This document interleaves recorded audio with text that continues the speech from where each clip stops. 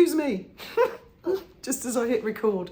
Good morning, good evening, good afternoon, Earthlings. I hope you're all having a good day, or as good as possible. We have thunderstorms here, very, very dramatic. I love thunderstorms personally. Today's chat, I wanted to talk about, a multitude of things, but mostly the hypocrisy of Meghan wanting online safety, kindfulness, mindfulness. Now, I did a video, I don't know which video it is, but there was apparently some comments left on it. I think this is going to be a longer video because it's complicated, and some of it's to do with that crazy lady who's up in court in Leeds. These sugars, as I call them, I refer to them as sugars because they're ironically the unsweetest thing you can imagine. And I'm sure a lot of you guys have experienced comments from these type of people. They left a load of comments and someone sent me the comments. So maybe I'll start by reading some of them out. I've got them on Graham's phone, hang on. And you'll have to bear with me because it's like in a video format. Someone sent me them because there's so many of them. Right, let's have a listen to this. So it starts, the first one, they're talking to me, by the way. You are the biggest online troll. You can dish it, but can't take it. Meghan can't get into your head either for being so nasty. Next one. How dare you? You want to call people trolls and hateful, etc., when your whole channel is based on hating, insulting, and lying on Duchess Meghan Sussex. Why? She doesn't know you're alive, but you feel it's okay to do this, yet you are upset when it's done to you. You are a hate for pay channel. Hang on. And just like Harry, I feel sorry for you. I'm not sure why this person feels sorry for, I forgot to turn my Wi-Fi off before starting recording. You are a hate for pay channel, and just like Harry, I feel sorry for you for what you are inside with the need to spread hate for dollars and digital validation. But you think that's okay to be hateful so long as it's against Meghan, right? Now that's an interesting one, isn't it? And just like Harry, I feel sorry for you. But I thought that Harry and Meghan were in love. I've only just realised there's an Easter egg in there. What do these sugars know that we don't? Or do we? Have we suspected for some time? Yes. You are a hate for pay channel, and just like Harry, I feel sorry for you for what you are inside with the need to spread hate for dollars and digital validation. Is Harry spreading hate for digital validation and dollars? Or has Harry got a different fan base now? There could be a little war going on between Harry's fans and Meghan's. Can you imagine? Divorce announcement. Whoa, it's going to be war online like nobody's ever seen before. It'll be apocalyptical. So, and that one was from at AANDJMOM1. And I think these are on YouTube. They could be on Twitter. I'm not sure. Because someone's just sent them like in a screenshot, they've typed them out in a format. This is the next one. Oh yeah, Ben's eulogy could hardly be heard for fuck's sake, 2 exclamation marks. So Graham was phoning Trevor, question mark. BS, 2 exclamation marks. Graham wanted Trevor to come over, question mark. You mean you did for a bit of how's your father while you sat there laughing and joking a few days after your husband closed his eyes? You are despicable, 2 exclamation marks. You are the one who said you didn't have a bit with Graham for 15 years, 2 exclamation marks. Oh, stop with the crocodile tears for fuck's sake. You pray, 2 question marks. Here we go again about Meghan Markle. And then a load of emojis, like laughing. These are her fans that write this shit. And they want online kindfulness and mindfulness. Oh, please stop WhatsApping me, please. I'm not going to say who it is. Well, it's a member of my family.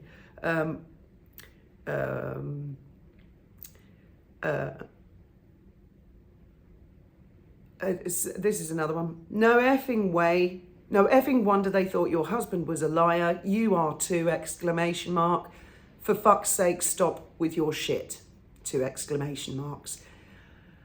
It's breathtaking, isn't it? And I'm doing this video really for any teenagers or anybody out there who's contemplating, the ultimate worst because they're being bullied online. Don't you dare do it. Don't you dare do it because of what people have said online.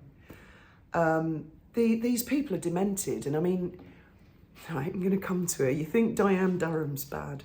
Okay, she's a certified. She's been certified now. I don't know that she's been committed to a loony bin, but it's coming, isn't it? It's coming. So this woman, Diane, she threatened to blow up Buckingham Palace, as a lot of you know, but some of you who are new to the channel won't know. This sugar has been attacking. Firstly, she threatened to put a bullet in mine and Graham's head in 2023. She had a Twitter account called Oliver Cromwell, something like that. Anyway, she got arrested and she's been up in Leeds Crown Court. She's quite mad. I sort of felt sorry for her at one point because I just thought, maybe she's vulnerable, damaged, she's gotten carried away on social media, but no. As of this morning, I'm convinced the woman's knocked down, loony, crazy, nuts, a fruitcake. Well, Leeds Crown Court, firstly, they got a psychiatrist to assess her to see if she was fit to plea, see if she's a loony. And the psychiatrist, forensic psychiatrist, said, yeah, she's a loony. So the last I heard was she had a hearing, I think, in January or February, and the court were I've read the transcripts, they said, we need another independent psychiatrist to assess her. Well, to me, that sounds like, they need 2 independent psychiatrists to assess someone before they're, cozy, wozy, straitjacket. This crazy lady who threatened to put a bullet in Graham's head. And I mean, tweet, all about Graham. She's now posted messages like prayers for him and saying how much that she loved him and that he had, making out like they were friends and that he had a pet name for her. He had little nicknames for her. Oh, yes, Diane, if you're watching, yes, he did. But I can't repeat any of them here on YouTube. But yes, he did. He had a few choice words about you. Well, loony, crazy lady, all that kind of thing. Trevor and bless her, Steph the Alterner, they actually went to one of the court hearings and this crazy Diane came over and started attacking Trevor. And she admits herself, she said herself, the only reason she attacks Trevor, me, any of the Megxit YouTubers is because Christopher Boozy. She found out about us through Christopher Boozy. Christopher Boozy, now, isn't he the one who starred on Harry and Meghan's Netflix show, of which they had full editorial control? Yeah, I think, that's the same Christopher Boozy. I wonder if he'll turn up in Meghan's rented kitchen for the second season, or the pre-recorded season, of her Cooking with Megsy, with love, Meghan. With love, Meghan. Let's not forget, it was only a couple of months ago that a couple of sugars organised some local gitanos to try and home invade our house while Graham was in here, and I had to dial 999 not once but twice because they brought a flipping mother and they were going to come over the back. I mean, we've got it all on video, that was all over Twitter.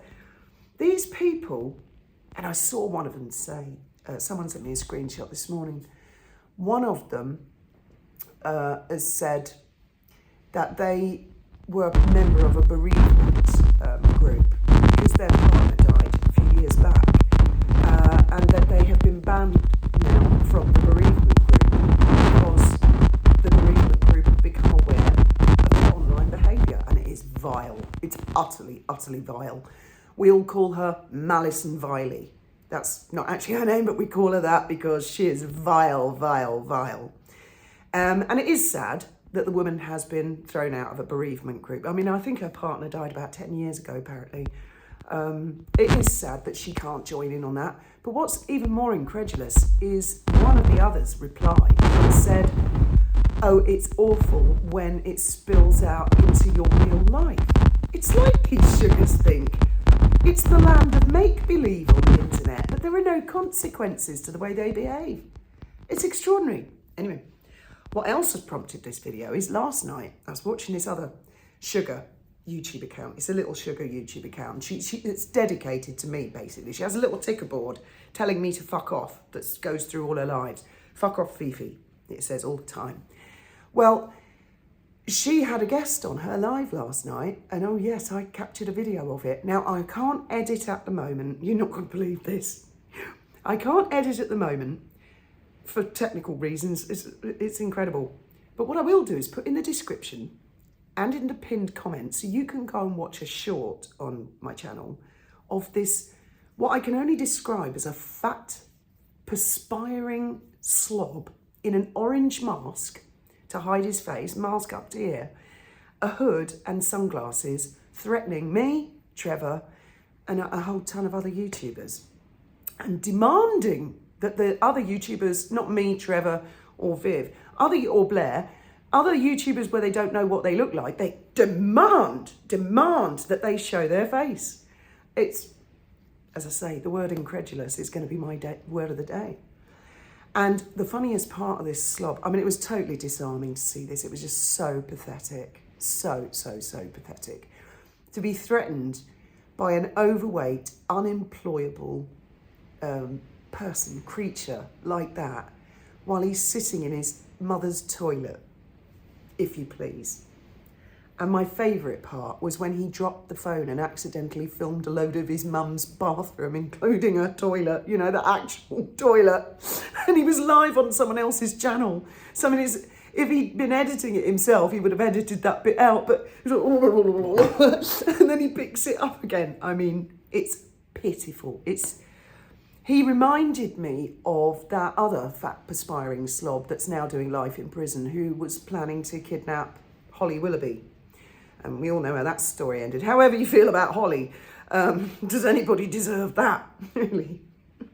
I mean, these people, it's like mental health is a very important topic.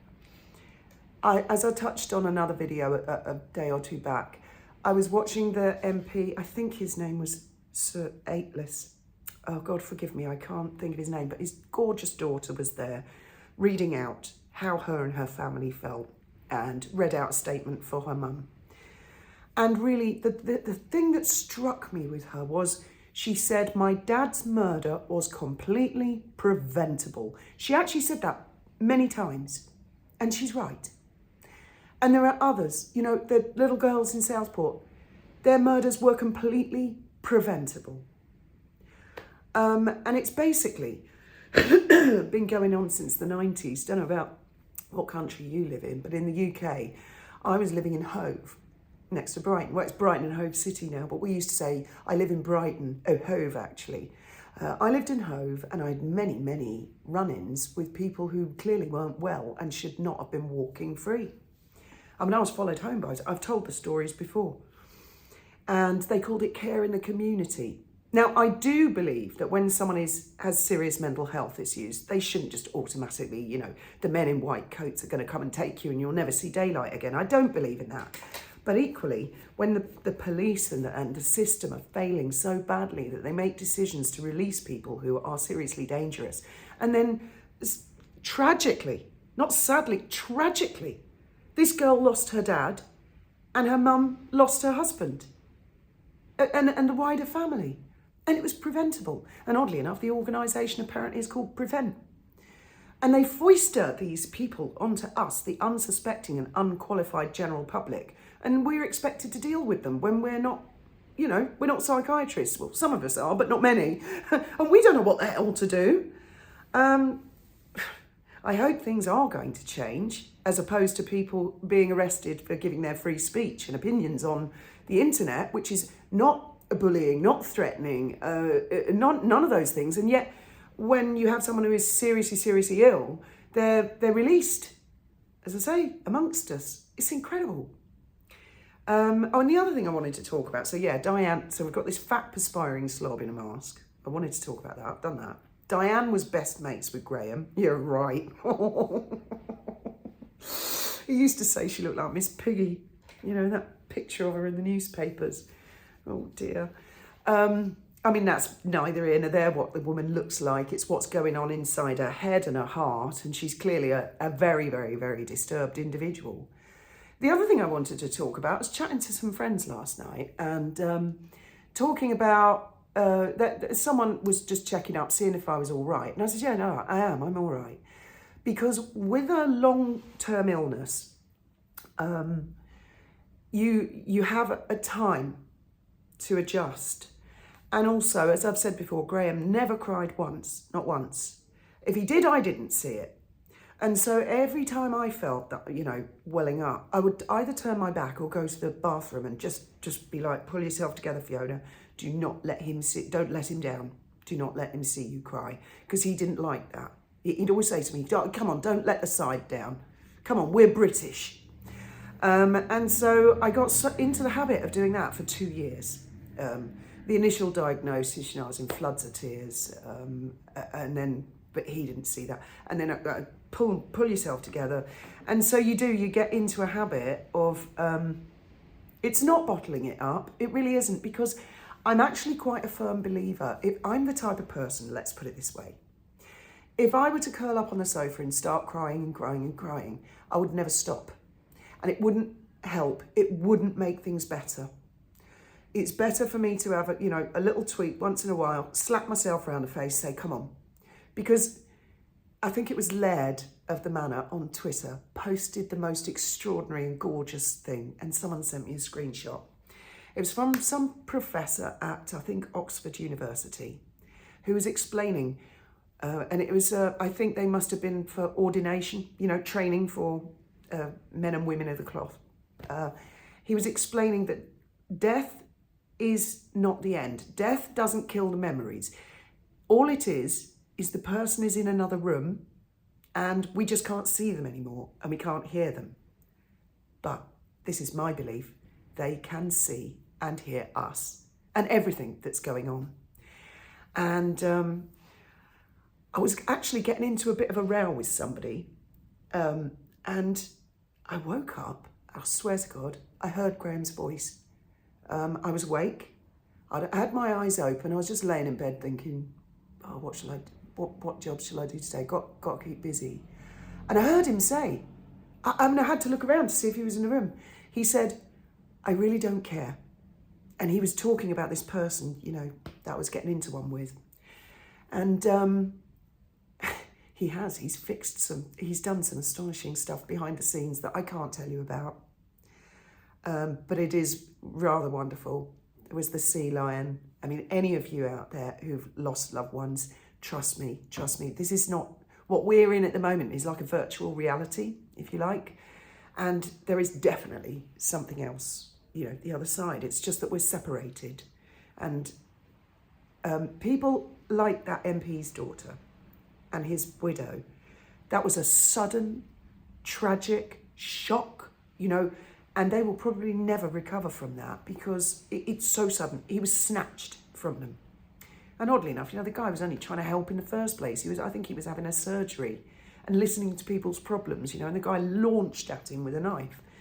That's a completely different scenario to what's just happened with Graham, where horrible as it is, I mean, cancer is, one day they'll figure it out, but horrible as it is, we had time not only together but to adjust, adapt.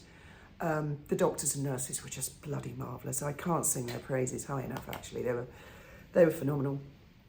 And they really help you understand what's going on and prepare. And it is difficult, but it's not the same as someone suddenly, you know, a sudden thing.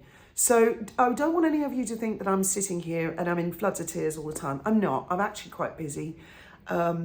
Because of what's just happened, and you know, then there's a funeral and then visitors and family coming over.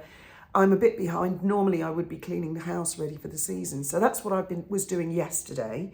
I had the day before, I just laid on the sofa watching episodes of Columbo and Miss Marple, which I know is quite shit, but I find it oddly comforting.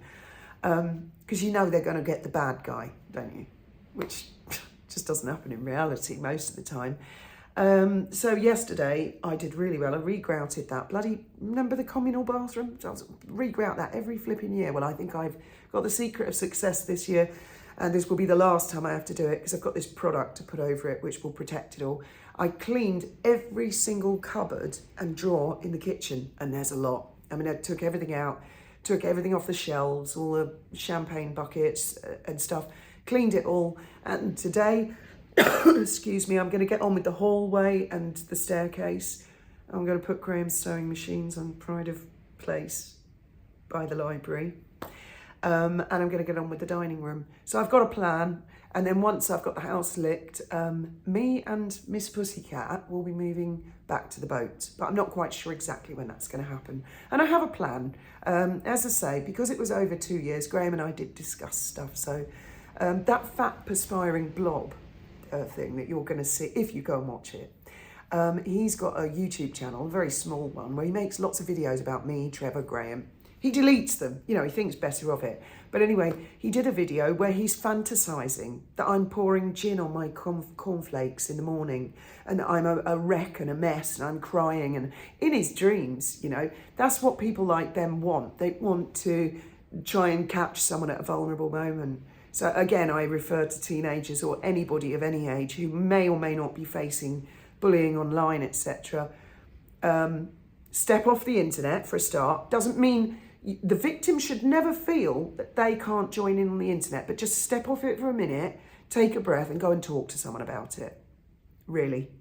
And I hope as many people as possible who are going through that get to watch this video, and more to the point, get to see this disarming, fat, perspiring blob issuing threats from his mummy's toilet. I mean, oh, I need a cushion. Give me a cushion. Oh, I cringe on his behalf. I really do. And I don't care who he is, and I never have. I suppose that's why he went up on someone's live to prove, I exist. And yes, it is involved with our stalker. Oh yes, I think he was trying to prove it wasn't, but it's had quite the reverse effect. Anyway, that's enough of me going on and on and on and on about everything. But I think Meghan and Harry got a flipping cheek going on about online safety. Sorry, I've wandered off the subject. When the fans do that kind of shit. I mean, and a lot of them were under orders. That Ian Sexton and Christopher Boozy, Omid Scobie leading the charge. So Omid Scobie, who it turns out they did help him write that book. Christopher Boozy, who they starred on their Netflix show. And now because it suits her, she wants us to just all forget the shit that she did before. Oh, I didn't do Oprah while Prince Philip was dying. Oh, it's not, well, I didn't give a crap that he was dying. I tried to use it as an excuse and say, oh, they're just trying to stop me. They're trying to silence me. No, you did all that, Meghan, you did all that. You live by the sword and all that. So I will never forget what she's been like. I look forward to chatting to you all in the comments because I feel I've gone on long enough. Thank you very much for listening.